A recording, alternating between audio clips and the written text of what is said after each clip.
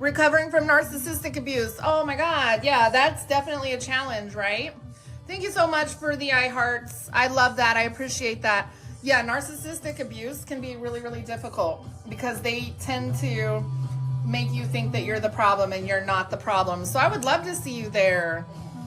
Britt is sober support for anyone who's struggling. Oh, you in the right room, Britt, because guess what? I'm in recovery and we talk about recovery and mental health here. So I'm really glad to see you in here. Feral loud mom looking for friends. Okay, we friends. You're my friend already. Thank you so much, Dynamic Beats. My mom and yeah, sometimes the whole family is sick. Honestly, my mom had a narcissistic mother, and I think she's probably spent her whole life recovering from that too.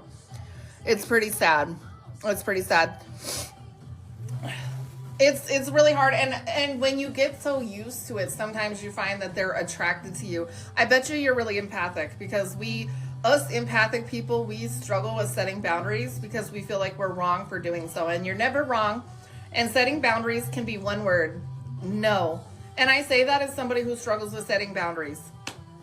Thank you so much for liking the live, Dynamic Beats. 1 year sober. Congrats. That is amazing. Life is so much better sober. I know that there are days where it's not. It's really hard and it's a struggle, but that is really awesome. Yes, we encourage sober living here. We encourage anyone on their recovery journey, whether they're just starting, want to start, need to start. Everybody's welcome here. It's a good vibe. Oh, Britt, trust me, as somebody who was a therapist, I still struggle with that word, but I'm getting much, much better. The older I get, the better it gets. You guys are amazing. Thank you so much for liking the live. It can be really hard. It can be really hard, especially because if you are dealing with a narcissist, right, and this is just my opinion, you feel like you always have to explain your answer. So no is really hard to use just by itself because you've always had to be like, I got to justify my answer. Well, guess what? I don't know how old you are, but you don't have to justify your answer to anybody because you have to do what protects you and what protects your mental health. Like, that's all that matters in the end. And, you know, if you're not taking care of yourself, you can't take care of maybe kids, pets, your own health needs. You have to take care of yourself. 33. Okay, so we're not that much an age difference. I'm only 10-year difference. So, you know, you never have to justify yourself to anybody at all. And I know how hard it can be because when you've been doing something for so long a certain way, and this applies to recovery, this applies to habits, this applies to just things. Every single day we do these little things that we don't even consciously process. It is really hard to reprogram or unprogram those things. So, you know, I'm here to support in any way that I can. In any way that I can. I'm not a licensed therapist anymore, so everything I do is opinion, never advice. We do recover. Yes, we do. And I also want to say something. There's this misconception, and this is not to bag on anybody's methodology for recovery, okay? But there's this misconception that if you have to take MAT or you relapse, that you're not in recovery. Two things can be true at once. You can relapse and make a mistake, but still be working on your recovery. The goal is when you fall down, you dust yourself off and you get up and you keep going. You don't beat yourself up and go, oh my God, I got a boo-boo, and sit there and cry like a 2-year-old, right? You keep going. You keep going. And if there is nobody in your life to support you, you're in the right place, because I am going to support anyone wherever they are in their journey as long as they want to get better. You don't fall unless you stop. You don't fail unless you stop trying. That's right. That's right. And I'm going to be honest, I've been in recovery almost 20 years. I count from when I started trying to get sober. I don't count from my last relapse, because if I did that mentally for me, I would feel defeated and I would actually get worse. That may not be your process, and that is okay. I've never relapsed so badly or for so long that I couldn't pick myself back up. So I count June of 2006 when I started trying to get better. And it still took me 14 years to actually care. Other people wanted me sober more than I wanted to be sober. It took me 14 years to finally say, oh my God, I think I want to do this for me. As long as you are trying to have the desire to get clean, that's all it takes. Yes. And anybody who says otherwise, you don't have to listen to them. because I've seen a lot of toxic attitudes in the recovery space, and we're all allowed to have our own opinion, but some people's opinions can be very damaging to the person who hasn't even started detoxing yet. Please don't ever think, especially, I was a stimulant person. That was my drug of choice, my rug of choice. I forgot. Just because somebody's on medication assisted treatment does not mean they're not in recovery. And I've seen that opinion a lot. That, oh, you're just substituting one for the other. That is a dangerous opinion. That opinion causes people to not make it out of addiction. We all have a past, and it's no one's place to judge your path of recovery. And recovery is not linear. It is not a straight line. Most of us did not wake up one day and say, oh my God, I want to be this person who's struggling with addiction, right? Most of us, it was a gradual onset, or it was circumstances, or it was trauma. And the thing is, we didn't get here in one day. We're not going to heal in one day.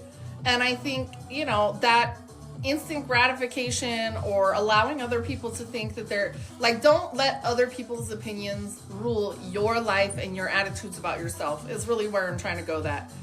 That's right. Say it louder for the people in the back. There is no one way to recovery. There is no one size fits all to recovery. Because if there was, we wouldn't have the problem that we're having now at all with, and a lot of that we're recovering. Think about the ripple effect that we're recovering from the late 90s, early 2000s, right?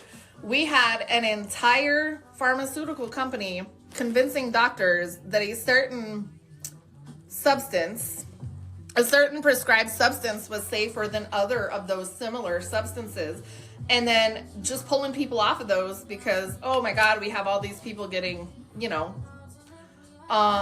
a habit of this. And we're still feeling that ripple effect. And we're still talking to people like they are nothing. Do you think that I'm going to want to get clean and sober if you talk to me like I'm trash? And that's why I come from a place of compassion. I come from a place of, we need to meet people where they're at, right? Some people are still like, I don't need help. There's 5 stages of change. There's one theory where there's 5 stages of change, right? Some people don't think they need help. Some people think they need help, but they're not ready yet. Some people hit rock bottom and they cycle through them stages a few times before they figure it out. Yeah, and you know what? Even if you weren't prescribed the MJ, if it's not disruptive to your life, there's nothing wrong with it. As long as you're not chasing that the same way you were the other, then who cares? I have enough stigma for a million lifetimes. It's time to start having the conversation where if we don't normalize the conversation around addiction and mental health, we're not going to be able to start reducing and preventing future struggles of our younger generations. Complex PTSD, yes. And you know what I saw?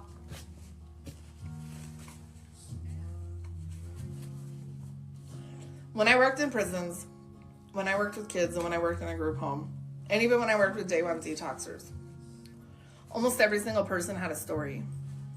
Whether it was trauma or chaos, bad accident. Everybody had a story.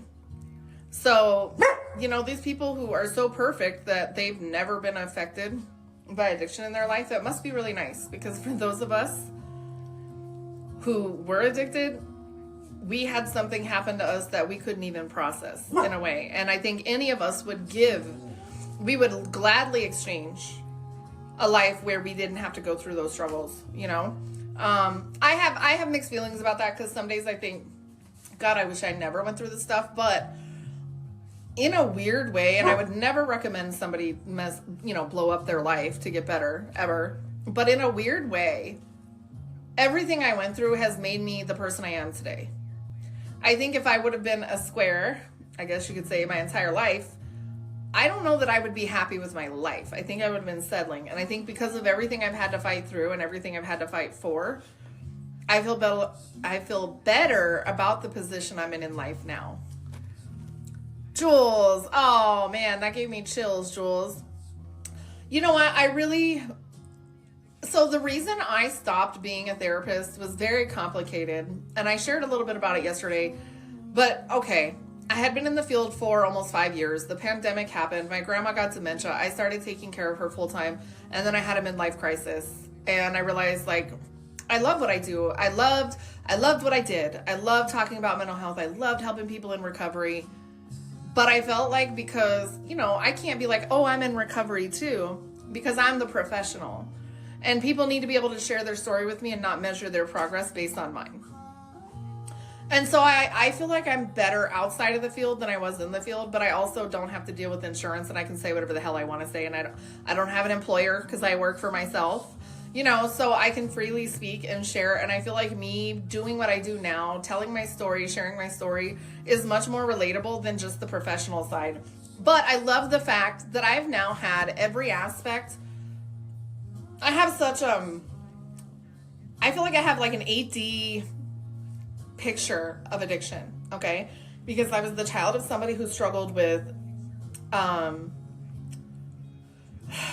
would say it was like an involuntary addiction because they were in chronic pain, okay? They weren't like actively going out to seek more and more and more, but they were in chronic pain, so it led to a chronic medical condition that led to chronic pharmacy use. Okay. And then I was the wife of somebody who was a street pharmacist. I have to keep it clean because I've heard that TikTok will ban me. I try not to be like, I try to be unfiltered, but guys, I have to keep it clean. So I'm sorry I'm talking in like code words. But I was married to a street pharmacist. I was raised in a conservative Christian home. Do you know how wild it is that I had like the life that I lived, right?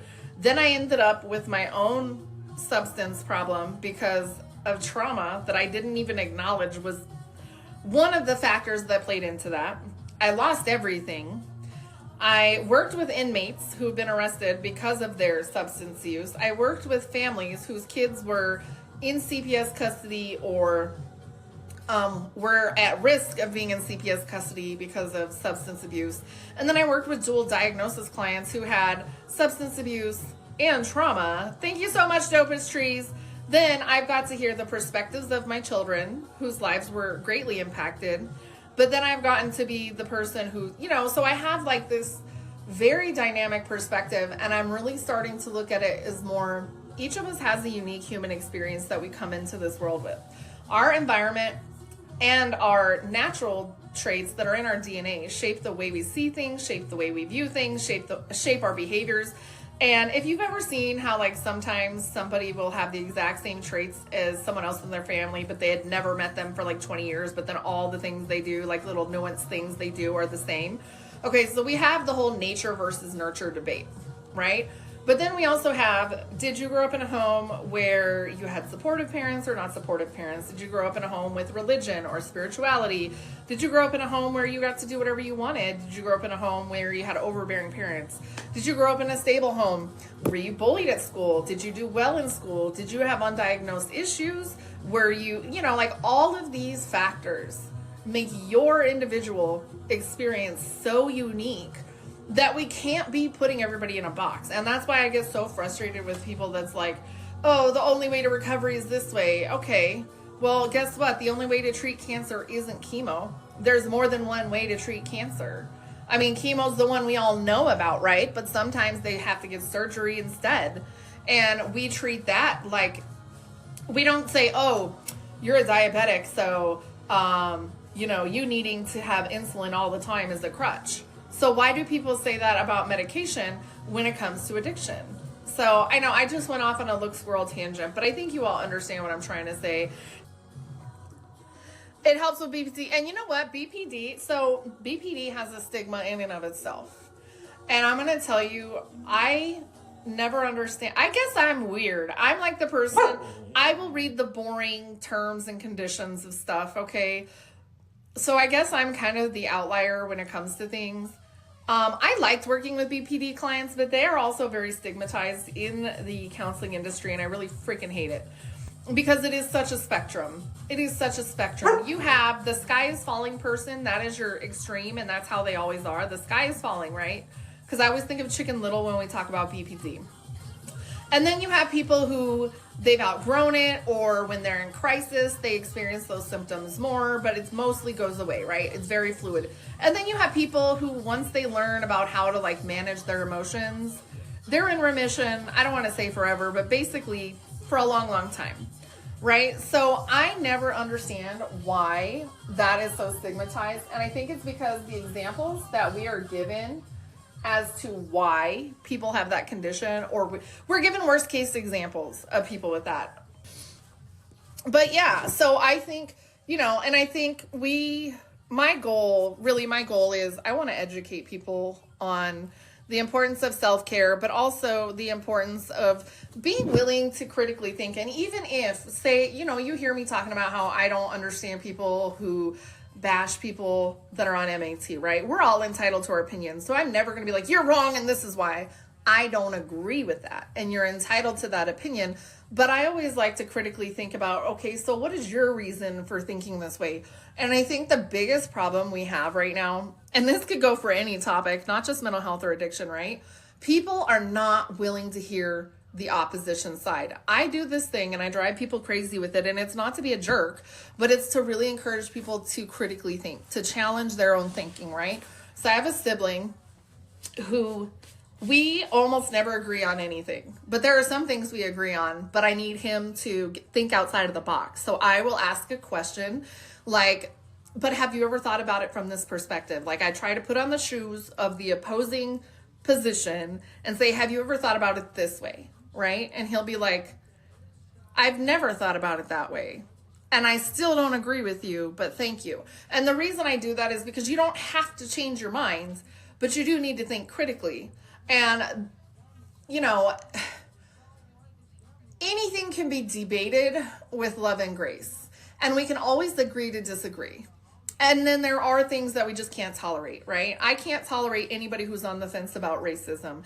I can't tolerate anybody who's on the fence about genocide. I can't tolerate anybody who's on the fence about just being kind. Because if you're on the fence, then you don't,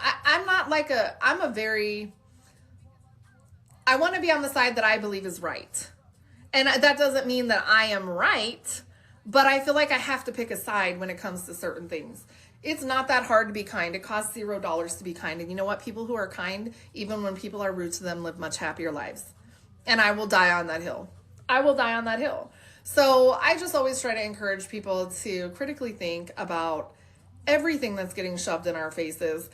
And we're in an era now where you can't even just critically think. You have to do your own research, because you don't even know who to believe anymore. Right? And you almost have to look for yourself and form your own opinions. And I mean, it's the same with addiction. There's going to be some cases where some people absolutely never want to change and there's nothing you can do. And that's unfortunately the nature of the beast. But there's going to be some cases where we might be able to allow somebody the grace to change. Hey, what's up? How are you? Hey, good. I'm finally feeling better. I haven't been feeling good all week long. So I've been like kind of incognito. Like, I was cranking out the content and then I just haven't felt well. So I've barely been on. Hi, Jules. Oh, I don't know what happened. Yes, I understand them. So we're talking about basically how something you and I come back to a lot with recovery. Everybody's recovery journey is different. And I was talking about how when people come to my room, I will meet them where they are, as long as they're trying to get better, whether they're in active use or whether they are in, full-blown recovery. And the reason why it matters is because we want people to get better. And we know that the nature of being in the addiction field is we're going to lose people. And that's probably the hardest thing as people in recovery to deal with, is losing people. Absolutely. So that's just kind of the conversation. So I was kind of hoping you'd share a little bit about yourself and then kind of your opinions about people who think that being on MAT is not recovery. In order to kind of chip away at that stigma surrounding substance abuse and mental health, but also within the recovery community itself, there is so much judgment, especially when it comes to people on MAT. And I somewhat like I get it a little bit if you're in like a 12-step program and maybe people are like really strict about the rules. I get it. But at the end of the day, like these are people, like addiction is a disease. For anyone who doesn't know, they could just look it up in the DSM-5. And the goal at the end of the day should be saving lives. And I know, like, I'm so proud that someone like Ivan is on here sharing his story, and I know he's popped in your lives too. Yeah, Ivan on MAT is his username, guys, if anybody's interested. Yeah, I think Ivan's great. He's just so open, honest, and real about his recovery journey. And recovery is not linear, everyone recovers differently, and I just still don't understand why there's so much judgment, because MET literally saves lives. It does. And we were talking, one of the things that I talk about, and I didn't actually even touch on today, was I'm not a 12-step person, but I'm not opposed to it because it does work for people. I just don't think it's the only solution. And so bashing MAT to me is the same as bashing maybe a 12-step program.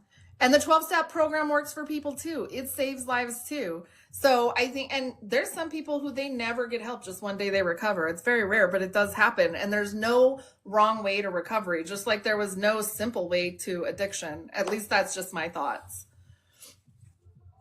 Yes, I agree. And if you think about it, there are so many people who are still struggling in active addiction. There are only a few ways to use and keep your addiction going, but there are so many different ways to recover.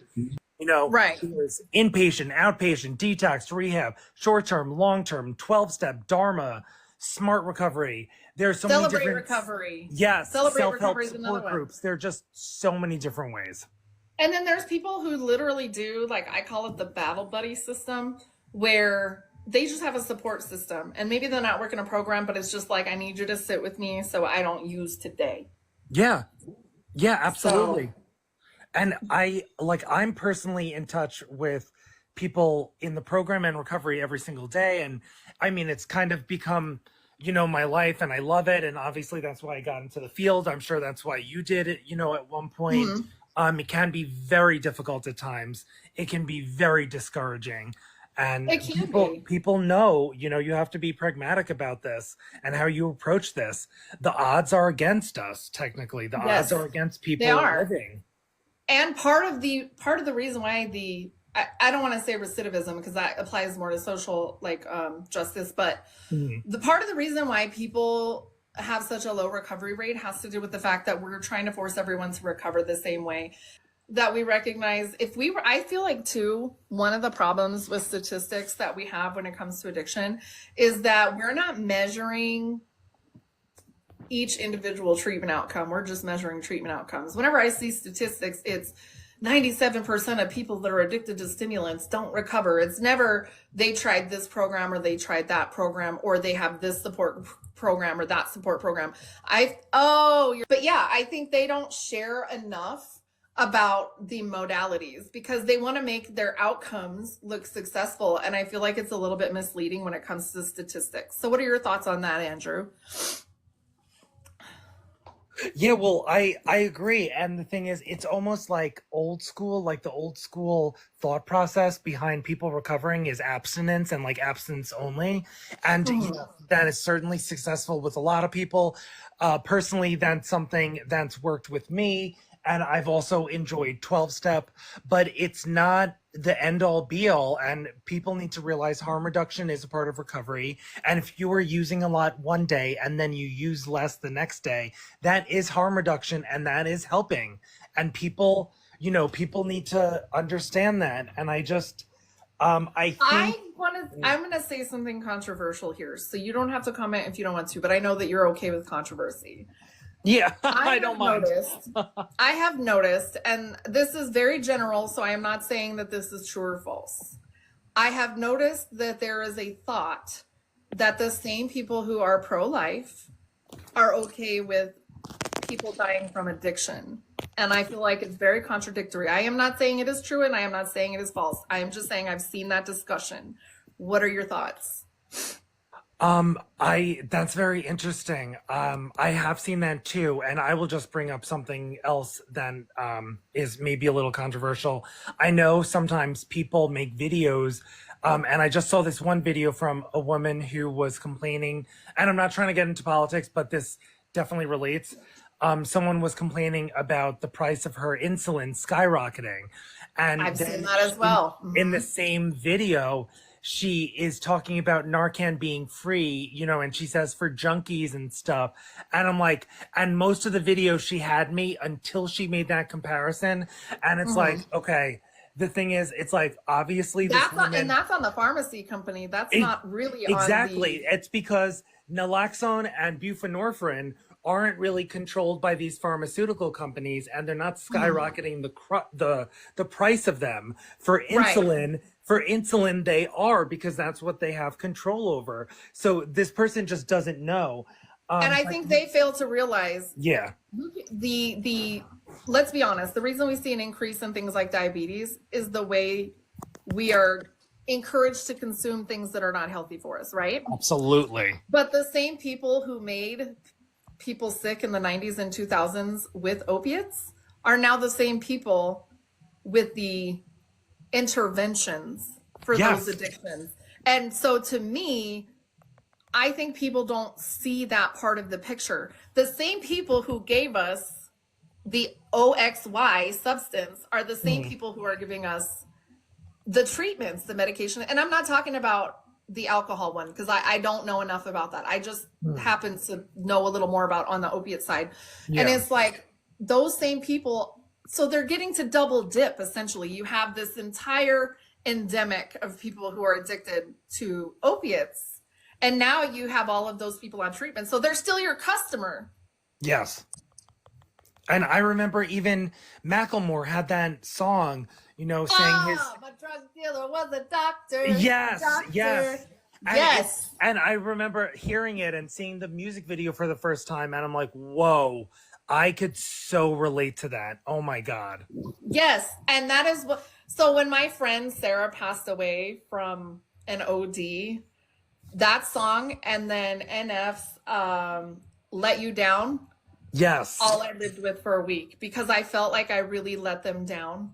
I feel like I really let her down because I couldn't watch the train wreck. And I still, you're going to hear me talk about her a lot because it really pisses me off that we lose good people. She was the kind of person where if I called her up today and said I had nothing, if she had nothing too, she would find a way to get here right now if I was in a crisis. She did it more than once. Yeah, I get that. And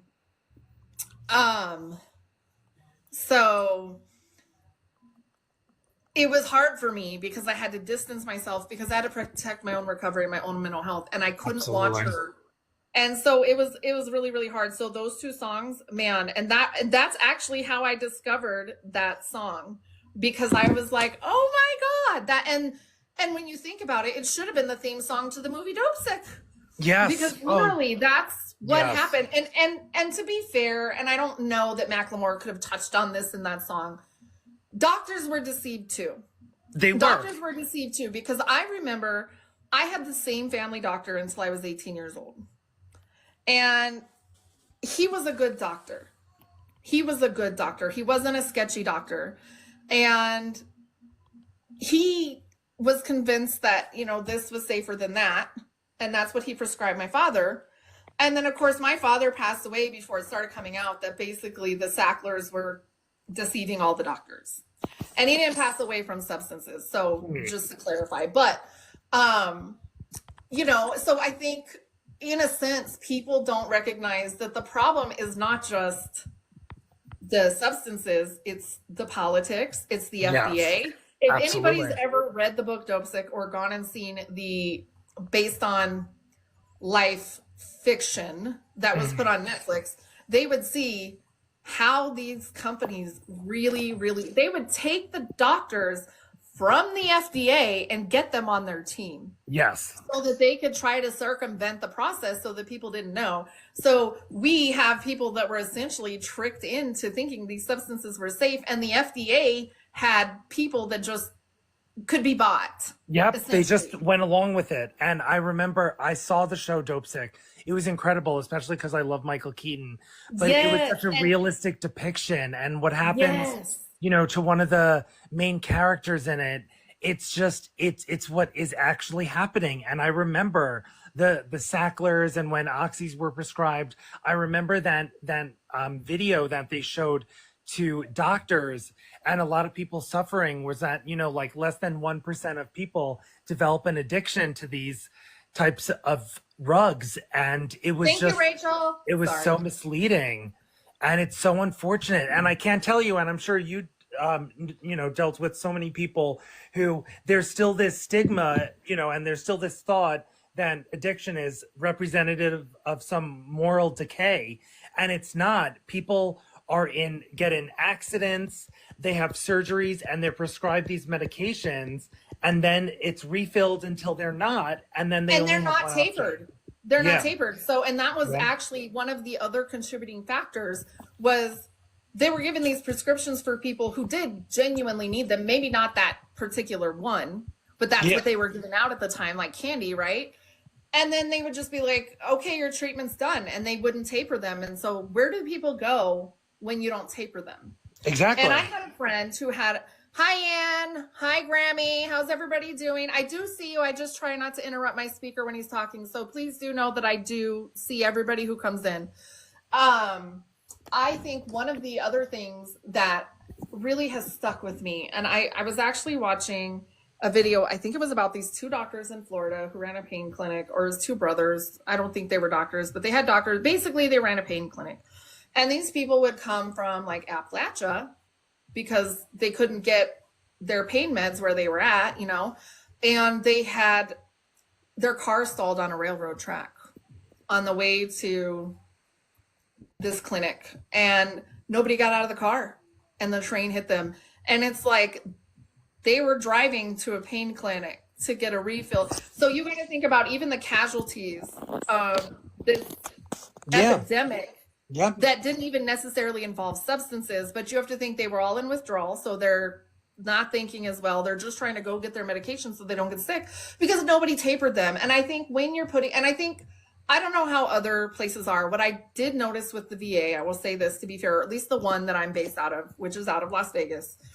Now, when you are on any type of narcotic, it doesn't even have to be an opioid. If you are on any type of narcotic, you have to go through like a brief counseling. Hey, we're going to go ahead and provide you with Narcan just in case you have this issue, right? Yes. We need you to know that these are the side effects. These are the symptoms of withdrawal. Now, I've never gotten like an opiate from the VA, except for like after dental work when they give you 3 days worth. But if you are on those types of things for more than a few days, they even give you a thing on, you might need the taper, you're going to have to consult with your doctor. And so we are getting better in that sense. But the problem is that's not a standard. So you still have people going into surgeries in hospitals for critical care, coming out with a 30-day supply and not being tapered.